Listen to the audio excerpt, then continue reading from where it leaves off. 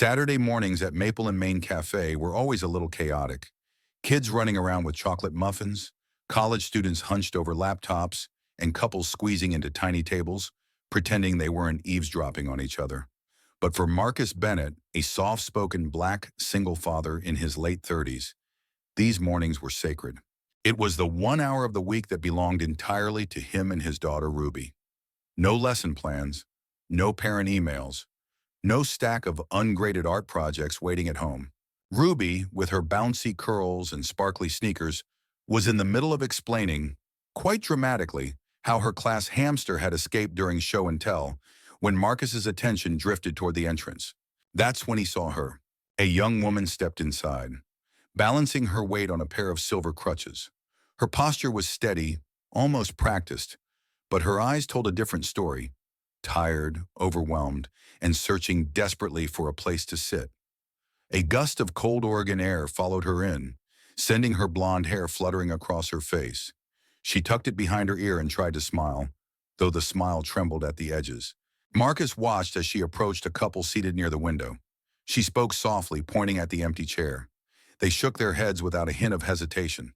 She apologized, moved to another table, and faced the same rejection again. This time from a man buried in spreadsheets who didn't even look up. Ruby tugged on Marcus's sleeve. "Daddy, you're not listening."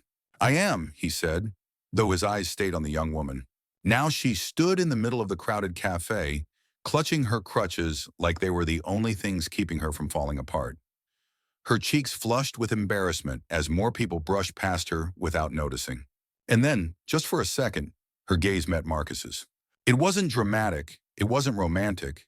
It was human, a brief spark of silent pleading, of exhaustion, of someone trying very hard to hold it together. Marcus felt something shift inside him. When she slowly started making her way toward table 7, their table, he already knew what he was going to do. Whatever this young woman needed today, he could offer one simple thing: a place to sit, a moment of safety, a little kindness. And sometimes, in America, or anywhere, that's enough to change everything. The young woman finally reached their table, pausing for a moment as if gathering the courage to speak. Up close, Marcus noticed how pale she looked, how tightly she gripped the handle of her crutches, and how her voice, though steady, carried a quiet tremor. "Hi, I'm really sorry to bother you," she said, offering a polite but exhausted smile. "There aren't any seats left, and I really need to sit for a bit. Would you mind if I shared this table?" Marcus didn't hesitate. He stood immediately, pulling out the empty chair like it was the most natural thing in the world. "Of course. You're welcome to sit with us." Relief washed over her face, soft, visible, almost fragile. She eased herself into the chair, letting her shoulders drop as if she'd been holding her breath for half the morning. "Thank you," she murmured. "Really, I'm Lily." "I'm Marcus," he said warmly. "And this is Ruby." Ruby gave a cheerful wave. "Hi, I like your crutches. They look like robot legs." Lily blinked, then laughed. A small, genuine sound that lit up her tired features. "Robot legs, huh? That's actually kind of cool." The server came by, and Lily ordered a tea, her fingers trembling slightly as she reached for the menu. Marcus noticed, but he didn't press. Something about her vulnerability, her worn-out determination, told him she'd share what she wished in her own time. As Lily settled in, Ruby launched into another story about her classroom hamster. And for the first time that morning, the tension in Lily's face softened. She listened with real interest, nodding and smiling, the way someone does when they desperately need human connection. Marcus watched the scene unfold, sensing an invisible shift. A stranger had joined their table, and somehow it already felt like she belonged. The tea arrived, steaming gently in front of Lily, but she didn't touch it right away. Instead, she wrapped both hands around the cup as if trying to draw warmth into herself. Ruby was still talking animatedly, this time about a classmate who'd tried to feed the hamster a gummy bear. When Lily suddenly swallowed hard and cleared her throat. "There's something I should probably say," she began, her voice low and hesitant. "The reason I needed to sit today, why I couldn't just leave and come back later." Marcus leaned in slightly, sensing the shift in her tone. Lily looked down at her hands, then up again, with eyes that glistened under the cafe lights. "Today is my birthday," she said softly. "I turned 24 this morning. Ruby gasped so loudly the people at the next table glanced over. It's your birthday? Like, today? Lily nodded, a fragile smile flickering across her face. Yeah, today. Without a second's hesitation, Ruby jumped to her feet and began singing Happy Birthday at full volume. Off-key, enthusiastic, and unapologetically joyful. Her little voice filled the cafe like a burst of sunlight. Within moments, a couple of strangers joined in. Then another, and another. By the final line, half the room was singing to a girl they'd never met. Lily froze, stunned. Then the emotion hit her all at once. Raw, overwhelming, and unbearably honest. Tears spilled down her cheeks, and she pressed a shaky hand to her mouth as if trying to hold herself together. I, I haven't had anyone sing to me in years, she whispered once the cafe quieted, her voice breaking. Thank you, both of you. I didn't think today would feel like anything except hard. Marcus exchanged a look with Ruby, one of those unspoken, we did something good today moments. It matters that you're here, Marcus said gently. Birthdays should never be spent alone. Lily breathed out, shaky but grateful. And for the first time that morning, a small, real warmth bloomed behind her eyes. The kind that only appears when a stranger finally feels seen. After the birthday song faded and the cafe settled back into its usual weekend buzz, Lily wiped her cheeks with the edge of a napkin. For a moment she seemed unsure whether to speak again, like she was balancing on a thin, emotional ledge. Marcus didn't rush her. He simply waited, giving her the quiet space people rarely offer strangers. Finally, Lily set her tea down and drew a slow, trembling breath. There's something else, she said. Something I don't usually talk about. Ruby, sensing the seriousness, climbed back into her seat and folded her hands neatly, like she was preparing for story time. Lily looked at both of them, really looked, and her voice softened into something vulnerable and unguarded. 2 years ago, she began, my family's apartment building caught fire. A gas leak. No one knew until it was too late. Marcus felt a chill crawl up his spine. I was trapped under debris for hours, Lily continued. They didn't know if they would reach me in time. My leg. She tapped her crutch lightly. They couldn't save it. I had surgery right after they pulled me out. She swallowed hard, but the words kept coming, like they'd been locked inside too long. My mom, my dad, my little sister. They didn't make it out. Her voice cracked, but she pushed through. They were all gone before I even woke up in the hospital. Silence wrapped around table 7. Ruby leaned forward, her big brown eyes shining with sympathy. I'm really sorry, Miss Lily. Lily tried to smile, but it faltered. Thank you, sweetheart. Marcus reached out, resting his hand gently over hers. I can't imagine that kind of loss, he said quietly. But I'm glad you're here. I'm glad you stayed. Lily nodded, blinking away more tears. I came to this cafe today because it was our place. My family always sat here on Saturday mornings. I thought being here might make me feel close to them again. Marcus felt something tighten in his chest. An ache, a pull, a sense of responsibility he couldn't quite explain. This wasn't just a birthday. This was a beginning. One born out of grief, kindness, and a chance meeting that was starting to feel like fate.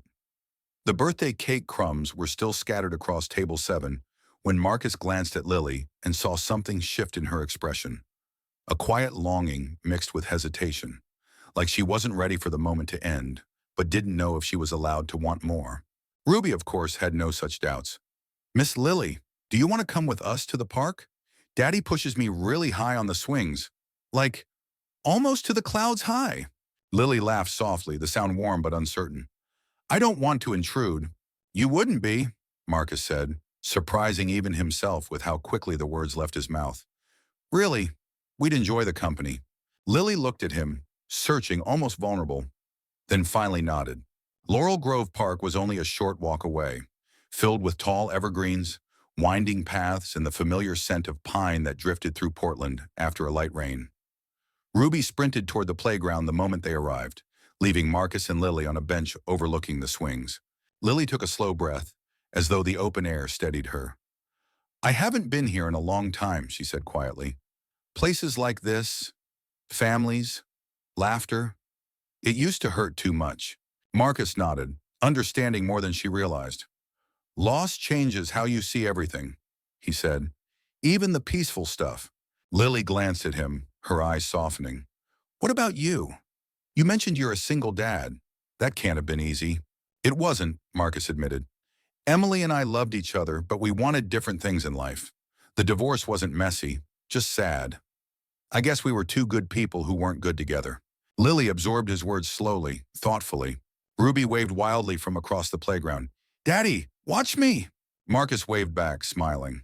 And Lily watched the two of them with a tenderness she didn't try to hide. For the first time in a very long time, she felt something unfamiliar yet comforting. Safe, seen, included. A quiet beginning forming in the spaces between loss and hope. What began as a one-time invitation quietly grew into something none of them expected. The following Saturday, Lily showed up at Maple and Main Cafe again. Shy smile, crutches tucked under her arms, a hint of uncertainty in her eyes. But the moment Ruby spotted her, she bolted across the cafe like a spark of pure joy. You came back, Ruby squealed, hugging Lily tightly. Lily laughed, steadier this time. I figured I'd try your robot leg friend group again. Ruby grinned proudly. We're the best group. And just like that, a new tradition formed. Unspoken but unmistakable. Every weekend, Lily joined their table. At first, she stayed only for coffee, then for breakfast, then for the rest of the afternoon. She and Marcus discovered shared quirks. A love for old indie movies, favorite walking trails around Forest Park, and a mutual obsession with the perfectly toasted bagel. Ruby adored Lily instantly, but Marcus, quietly, cautiously, felt something even deeper blooming. It wasn't romantic, not yet. It was comfort, ease, familiarity that shouldn't have existed so quickly, but did. On rainy days, Lily came over to their apartment for movie nights. She and Marcus ended up debating plot holes while Ruby fell asleep halfway through the film. On sunny days, they wandered through Powell's books, the smell of paper and coffee following them from aisle to aisle. Sometimes Lily helped Ruby with art projects, guiding her tiny hands with her gentle, patient touch. Marcus saw how Ruby lit up around Lily. He also noticed how he lit up around her. And Lily, slowly, cautiously, let herself feel pieces of joy again. She laughed more. She texted Marcus silly memes at midnight.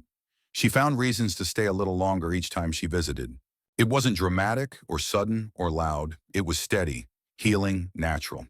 A small, unexpected family forming in the quiet spaces of everyday life.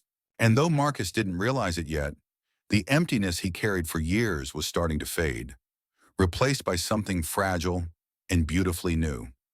It happened on an ordinary Tuesday evening, the kind where Marcus stayed late grading sketches while Ruby colored beside him at the kitchen table. The phone buzzed, and when Marcus glanced at the screen, his stomach tightened. Emily Carter, his ex-wife. He hadn't heard her voice in months. Not since her last rushed visit before she flew out for an artist residency in Santa Fe. Hey, Marcus, she said, sounding strangely energized. I have news, big news. He stepped into the hallway. What's going on? I'm moving back to Portland, she said. I got hired as a studio lead at a new arts collective. And I want to be closer to Ruby. Really present this time. Marcus froze. It wasn't bad news. It wasn't good news. It was complicated, layered, like reopening an old drawer you thought was permanently closed. There's something else, Emily continued, her voice dipping. I've been doing therapy, reflecting on us. Maybe someday we could try again. For Ruby, for a real family. The words slammed into him like a wave he hadn't braced for. Later that weekend at the cafe, Marcus was quieter than usual. Lily noticed instantly. She always did. Are you okay? She asked softly, leaning her crutches against the wall. Before he could answer, Ruby jumped in with the unfiltered excitement only children carry. Miss Lily, my mom's moving back. Maybe Mommy and Daddy can fall in love again, and we can all live together like a big family. Lily's smile froze, a soft, stunned fracture across her face. Oh, she whispered, well, that's wonderful for you, Ruby. But Marcus caught it, the flicker of hurt, the shadow of something breaking behind Lily's eyes. He wanted to say, that's not what I want. He wanted to say, please don't misunderstand. He wanted to say, stay, but the words never made it out. And just like that, the quiet, steady rhythm they'd built together developed its first painful crack.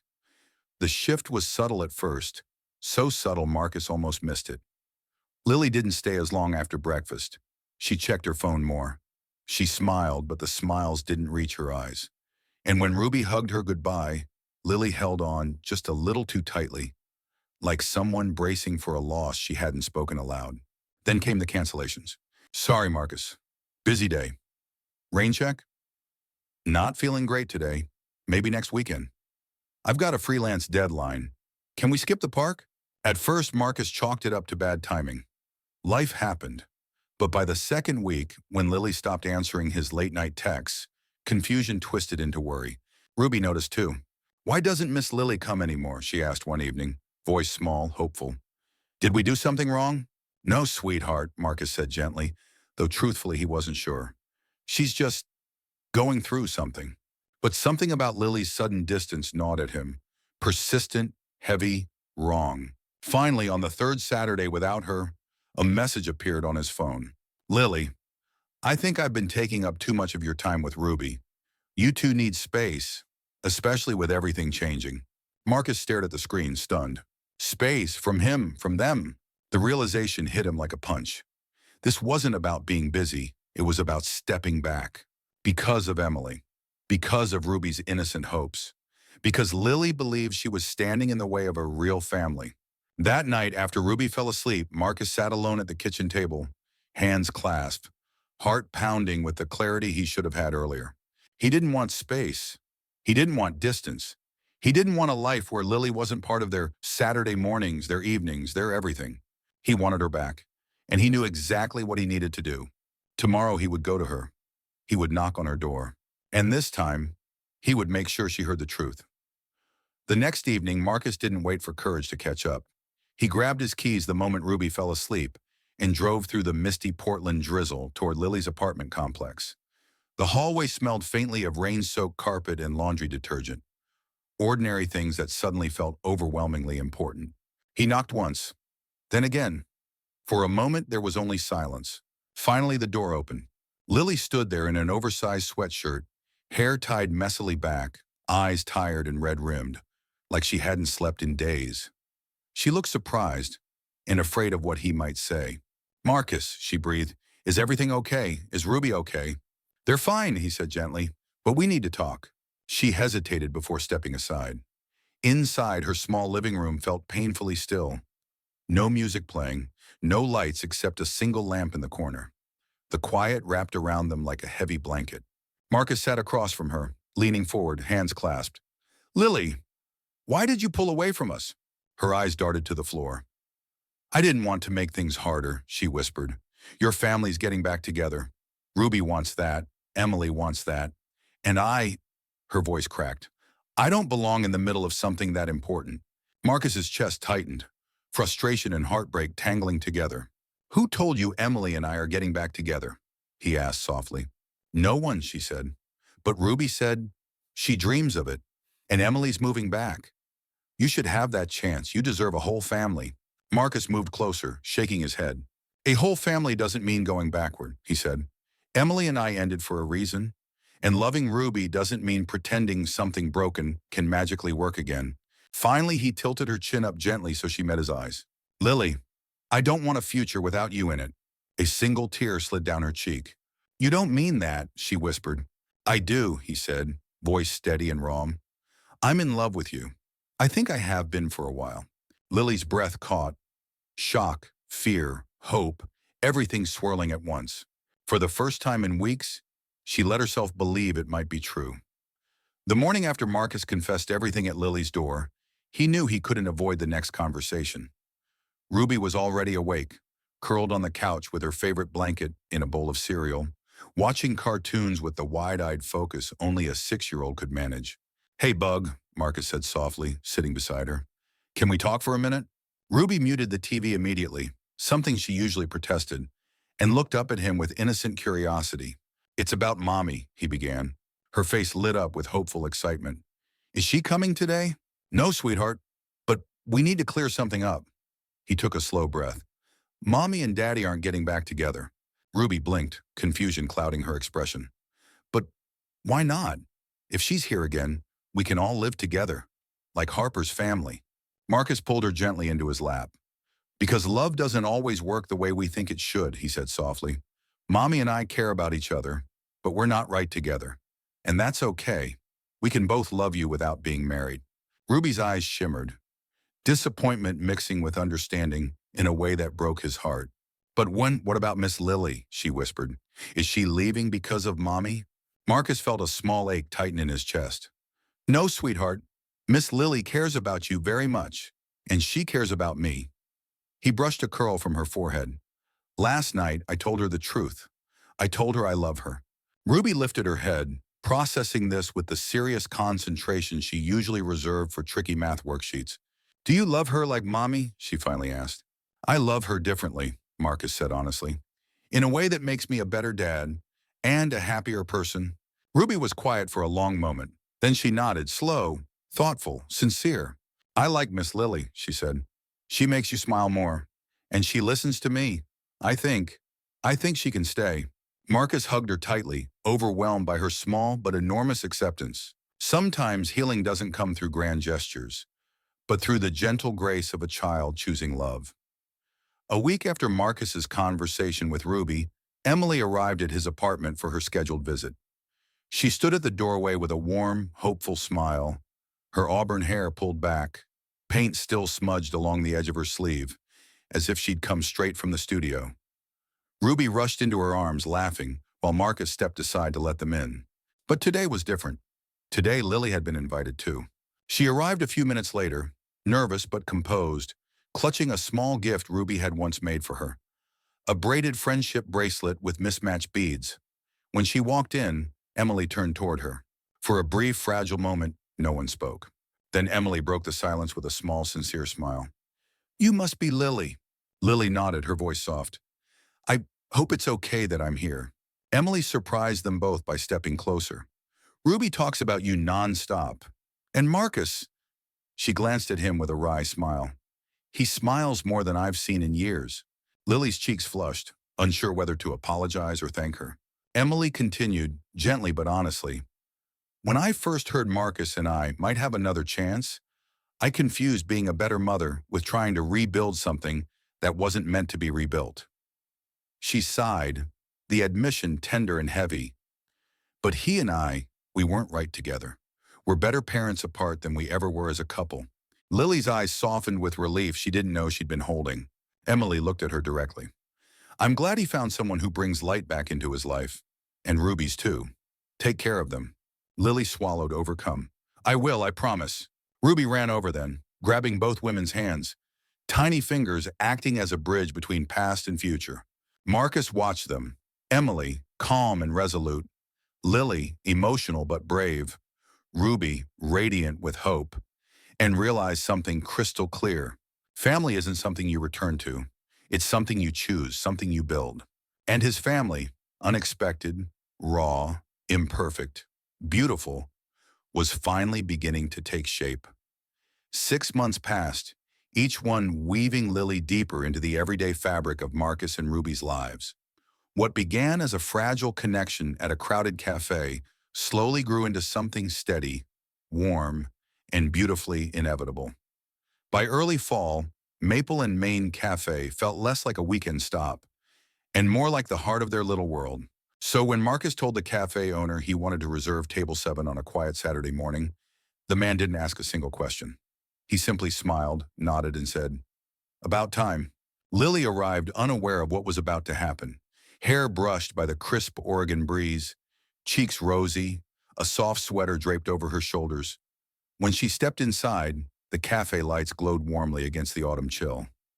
Ruby spotted her first and waved enthusiastically. "Miss Lily, over here." Lily laughed, walking toward them, until she noticed Marcus standing beside the table, not sitting. And then she saw the small velvet box in Ruby's hands. Her breath caught. Marcus took a step forward, his voice steady but full of emotion. "Lily Hartman, the day you asked if you could sit at our table, you didn't just join our morning. You changed it. You changed us. You brought light back into my life when I didn't even realize how dim it had become. And you showed Ruby what kindness, strength, and love look like." Lily's eyes filled instantly, her hand covering her mouth. Ruby proudly held up the ring box with both hands. "Daddy picked it, but I said it was perfect." Marcus went down on one knee, right there beside table 7, the place where everything began. We're not a perfect family, he said softly, but we're our family, and we want you to be part of it. Lily, wait, will you marry us? The cafe went quiet, the kind of silence loaded with warmth and anticipation. Lily pressed both hands to her heart, tears slipping freely now. Yes, she whispered, then louder, trembling with joy. Yes, absolutely yes. The cafe erupted in applause. A couple near the window cheered. The barista wiped away a tear. Ruby jumped into Lily's arms as Marcus stood and wrapped them both in a tight, emotional embrace. Later, as the three of them shared a small celebratory cake, chocolate just like the one from Lily's birthday, she looked around the cafe with grateful, shining eyes.